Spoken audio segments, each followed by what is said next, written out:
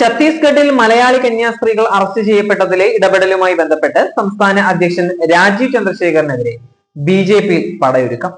എടുത്തുചാടി കന്യാസ്ത്രീകൾക്ക് clean sheet നൽകി എന്നുള്ള വിമർശനം രാജീവ് ചന്ദ്രശേഖറിനെതിരെ വലിയ വിഭാഗം നേതാക്കൾ ഉയർത്തി വരികയാണ്. വിഷയം ബി.ജെ.പി കോർ കമ്മിറ്റിയിൽ ചർച്ച ചെയ്തില്ല. ഇത് ദേശീയ നേതൃത്വത്തെ അറിയിക്കാനാണ് നേതാക്കൾ ഒരുങ്ങുന്നത്.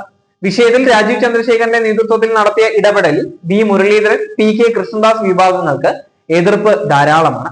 അതേ എതിർപ്പ് RSSനും പോഷക സംഘടനകൾക്കും ഉണ്ട്. ഇതോടെ പാർട്ടിയിൽ ഒറ്റപ്പെട്ട നിലയിലാണ് രാജീവ് ചന്ദ്രശേഖർ ഇപ്പോഴുള്ളത്. ബി.ജെ.പിക്കെതിരെ പരോക്ഷ വിമർശനവുമായി കുളത്തൂർ അദ്വൈതാശ്രമം മഠാധിപതി സ്വാമി ചിത്താനന്ദപുരിയും രംഗത്ത് വന്നിട്ടുണ്ടായിരുന്നു. നമുക്കിനി പോലീസും കോടതിയും വേണ്ട എന്നും വോട്ട് പ്രതീക്ഷിക്കുന്ന രാഷ്ട്രീയ പാർട്ടി നേതാക്കന്മാർ ആര് കുറ്റവാളിയാണ് ആരല്ല എന്ന് തീരുമാനിക്കുമെന്നും അദ്ദേഹം ഫേസ്ബുക്കിലൂടെ കുറിച്ചിട്ടുണ്ടായിരുന്നു.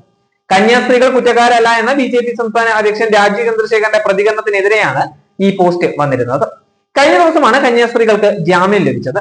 കർശന വ്യവസ്ഥകളോടെയാണ് ബിലാസ്പൂർ NIA കോടതി കന്യാസ്ത്രീകൾക്ക് ജാമ്യം അനുവദിച്ചത്. NIA കോടതിയുടെ അനുമതി ഇല്ലാതെ രാജ്യം വിടരുത് എന്നാണ് പ്രധാന വ്യവസ്ഥ.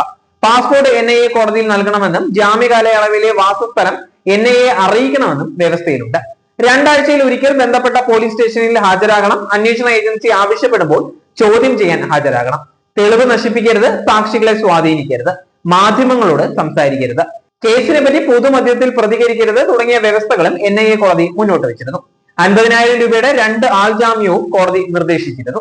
ജാമ്യം ലഭിച്ചതിന് പിന്നാലെ വൈകിട്ടോടെ കന്യാസ്ത്രീകൾ പുറത്തിറങ്ങിയിരുന്നു. ഛത്തീസ്ഗഡിൽ നിർബന്ധിത മതപരിവർത്തനവും മനുഷ്യക്കടത്തും ആരോപിച്ച് അറസ്റ്റിലായ 2 മലയാളി കന്യാസ്ത്രീകൾ കേസ് റദ്ദാക്കണമെന്നാവശ്യപ്പെട്ട് ഹൈക്കോടതിയെ സമീപിച്ചേക്കും. ഇതിനായി നിയമവിദഗ്ധരുമായി Catholic Bishop Conference of India കൂടിയാലോചന തുടങ്ങിയിട്ടുണ്ട്. പ്രധാനമന്ത്രി നരേന്ദ്രമോദിയെ കണ്ട് സഹായം അഭ്യർത്ഥിക്കാനും CBCI ആലോചിക്കുന്നുണ്ട്.